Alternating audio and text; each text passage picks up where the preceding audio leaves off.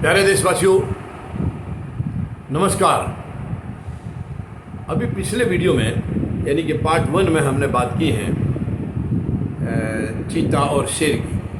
यानी प्रधानमंत्री महोदय मध्य प्रदेश में चीते को चिड़ियाघर में छोड़ के आए, खुद छोड़ के आए, जिसको कि एक वन विभाग का कोई भी आदमी कर सकता था या कोई और साधारण व्यक्ति, कोई मजदूर या चौकीदार या चपड़ासी इस टाइप का आदमी कर सकता था, मगर उस काम को प्रधानमंत्री महोदय ने खुद किया है। कितने अच्छे हैं प्रधानमंत्री महोदय। मगर यहाँ पर एक चीज़ मैं ज़रूर बताना चाहूँगा, ये चीते वाली कहानी क्या है। हमारे प्रधानमंत्री को बड़ी आदत है क्रेडिट लेने की, अपने नाम को अखबारों में, टेलीविज़न में, सब जगह सुनते रहने की, क्रेडिट लेना। ये चीते की कहानी एक्चुअली 2009 में शुरू हुई थी। कांग्रेस गवर्नमेंट थी और जयराम रमेश उसके पर्यावरण मंत्री थे। उन्होंने ये चीता बाहर से लाने की, विदेश से लाने की प्रक्रिया शुरू की थी।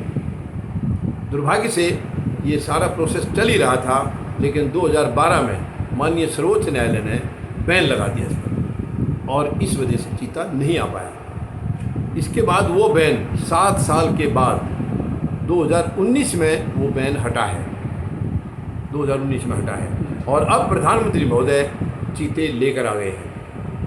ये देखिए, लेकिन ये खुद क्रेडिट अपना ले रहे, इसमें इनका अपना खुद का कोई योगदान नहीं है। प्रोसेस पहले से चल रहा था, बैन की वजह से नहीं आ पाए और जब बैन हट गया तो वो आ गए। लेकिन उसको एक बहुत बड़ी उपलब्धि, बहुत बड़ी अचीवमेंट के तौर पर प्रधानमंत्री दिखा रहे हैं। क्या ये कोई उपलब्धि है?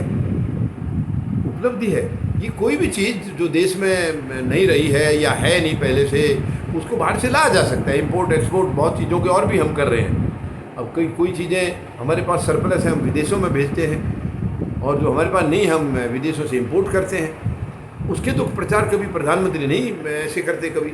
तो चीते के लिए इनको क्या ज़रूरत आ पड़ी?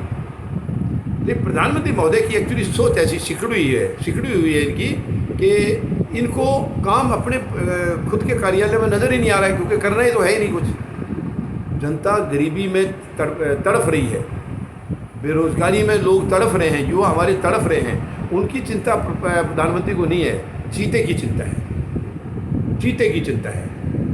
ये बड़ी अफसोस की बात है, बहुत अफसोस की बात है।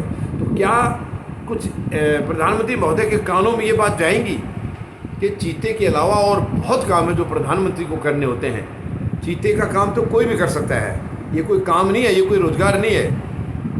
हाँ, ये हो सकता है कि चीते को प्रधानमंत्री महोदय रोजगार सोच रहे हो, भाई उसकी रख रखाव, उसकी पोटी वोटी ये सब होंगी, उसको करने के लिए कुछ लोगों को रोजगार मिल सकता है। ये बात तो जायज़ है कि कुछ 2, 4, 10 लोगों को रोजगार मिल सकता है।